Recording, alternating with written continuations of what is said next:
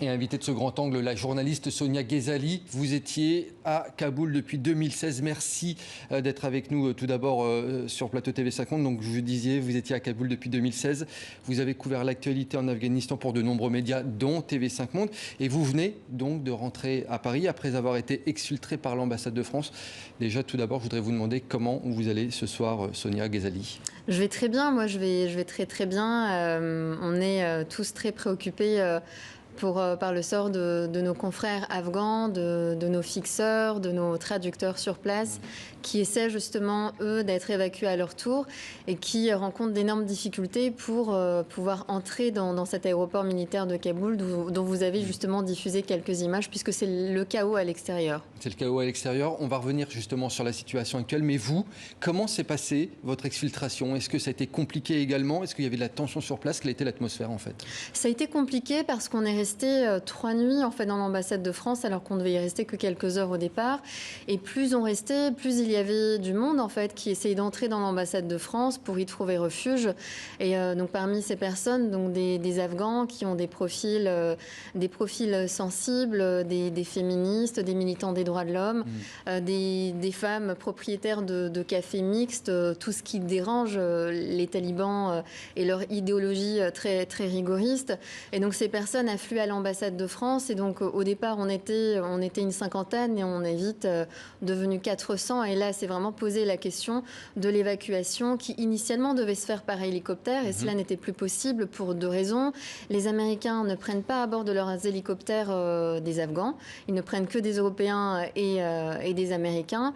Et puis l'autre problème, c'est qu'il fallait trouver un moyen d'atteindre l'aéroport de façon sécurisée, sachant que les talibans étaient partout dans la ville et quadrillaient en fait Kaboul. Parce que c'est dangereux si on y va par un autre moyen que les airs? Oui, c'est dangereux parce que là, enfin, il faut se rappeler, dimanche, les talibans entrent dans Kaboul et donc font tomber le gouvernement. Les talibans, on ne sait pas du tout quelles sont leurs intentions. Donc oui, c'était beaucoup d'incertitudes et ce sont toujours beaucoup d'incertitudes de circuler dans Kaboul aujourd'hui, sachant que les talibans tiennent tous les postes, tous les barrages qui étaient autrefois tenus par des talibans. Oui, c'est dangereux, on s'expose à l'incertitude. Ce que je voulais savoir, Sonia Ghezali, c'est dans quel état d'esprit vous étiez quand vous avez appris que les talibans avaient pris Kaboul? Vous l'avez pris déjà dans quelles circonstances et quel sentiment vous avez eu à ce moment-là? Moi, j'étais sidérée comme beaucoup de personnes. Je l'ai découvert à la maison. En fait, j'étais dans mon appartement avec mes colocs et mon collègue Charzi Bouarla. Et donc, en fait, on reçoit des messages à ce moment-là de différentes personnes nous disant ah ben, on a vu des talibans dans telle rue. Donc, au début, c'était surtout les quartiers périphériques de Kaboul. Et puis, tout d'un coup, on a reçu des messages nous disant des talibans sont à Taïmani, sont à Sharenau. Et ça, ce sont vraiment les quartiers du centre de Kaboul, donc tout près de la zone diplomatique.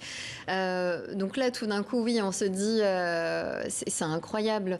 Tout le monde s'attendait à ce que les talibans prennent Kaboul, mais plutôt après le départ des Américains, donc plutôt après ça a le 11 été extrêmement septembre. rapide, c'est ça qui vous a surpris surtout, hein? Oui, et pas que nous. Enfin, tout le monde a été surpris, même des personnes qui travaillent pour les services de sécurité afghans, pour les services de renseignement, nous ont dit qu'ils étaient surpris, qu'ils étaient sidérés, qu'ils ne s'expliquaient pas comment les talibans avaient pu pénétrer aussi rapidement dans la capitale. Est-ce que la population afghane s'est sentie délaissée par sa propre armée?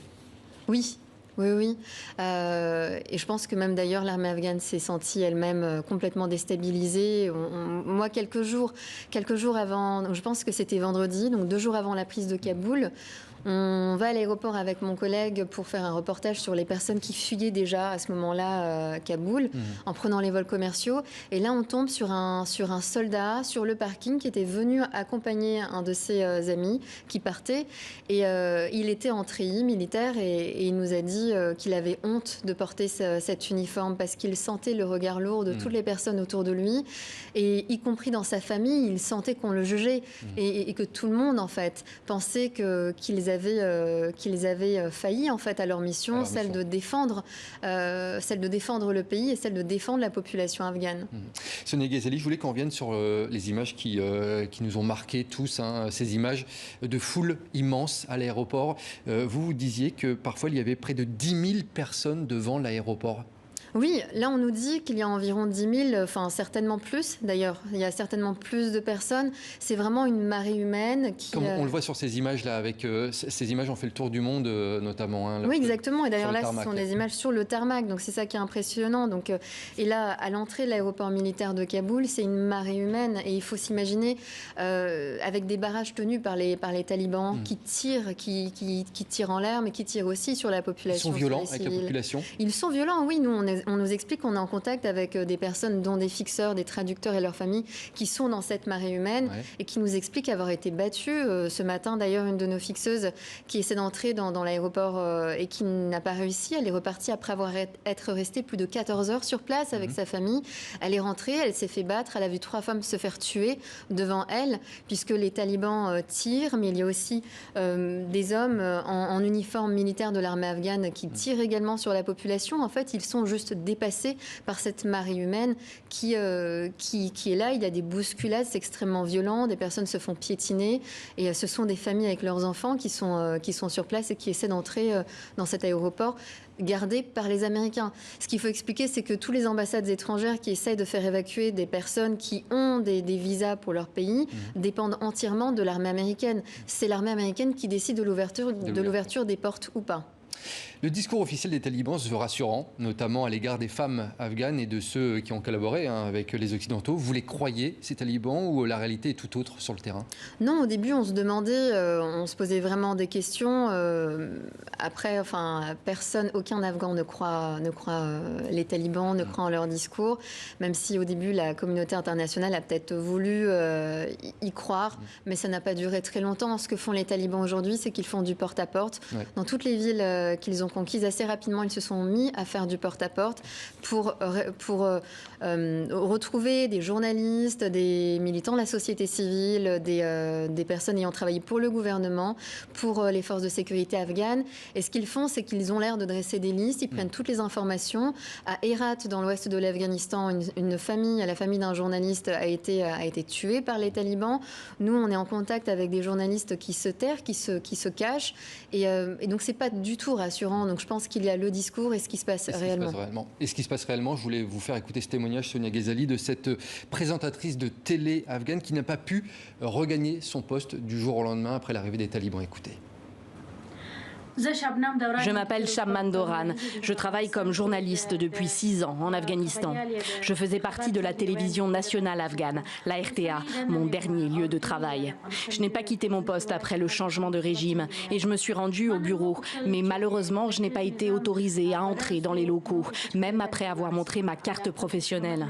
On m'a dit que je ne pouvais pas continuer mon travail parce que le système avait été modifié. Ceux qui m'écoutent, si le monde m'entend, aidez-nous car nos vies sont menacées. En un mot, c'est la réalité du terrain? Oui, c'est la réalité du terrain. Et ce qui est terrible, c'est que ce sont des témoignages qu'on a depuis que les talibans ont pris les districts, depuis qu'ils ont commencé leur offensive en mai. Tous les témoignages sont identiques, c'est exactement ça. Les femmes ne peuvent plus sortir de chez elles, elles doivent porter la burqa, elles doivent se couvrir les pieds et les mains, elles doivent sortir avec un muharram, qui est une sorte de chaperon masculin. Donc c'est soit le père, soit le frère, soit le fils.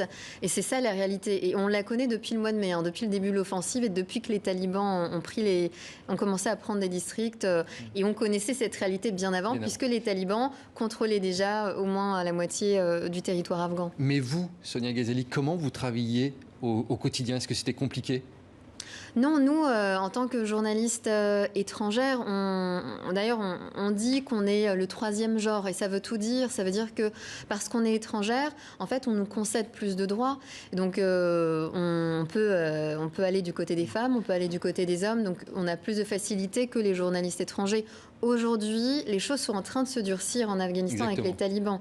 Au cours des premiers jours, donc depuis dimanche, ils ont, les combattants qui sont dans la rue, donné des interviews, etc. Nous, là, ce que l'on apprend de nos confrères qui sont restés sur place, étrangers qui sont restés sur place, c'est que les talibans sont en train de durcir, en fait. On l'a vu avec cette journaliste de CNN qui a été bousculée, justement, dernièrement, lorsqu'elle faisait un duplex. Ah oui, et puis nous, on a un ami qui est journaliste australien, qui s'est fait fouetter dans la rue à plusieurs reprises par les talibans, à qui on a voulu casser sa caméra. Donc, faut pas se faire d'illusions sur ce que sont les talibans. Leur idéologie est la même. Les Afghans, les civils, ils ont envie de résister. On a vu quelques images de manifestations de femmes notamment qui essayent de se faire entendre. Est-ce qu'à votre avis, il va y avoir un mouvement de la population pour se rebeller ou pas? Il y a eu des tentatives, mais ce qu'il faut comprendre, c'est que les talibans sèment la terreur. Cette campagne de porte-à-porte, c'est justement destiné à ça, à semer la terreur. Nous, toutes les personnes avec qui on est en contact, y compris des femmes qui ont participé à ces manifestations, elles essaient de fuir aujourd'hui. Parce que tout le monde pense qu'à partir du moment où les forces étrangères partiront, il y aura un changement drastique, immédiat. Et justement, les Afghans que vous avez rencontrés, ils vous disaient, ce qui se passe aujourd'hui, c'est de la faute des Américains. C'est ce qu'ils vous ont dit.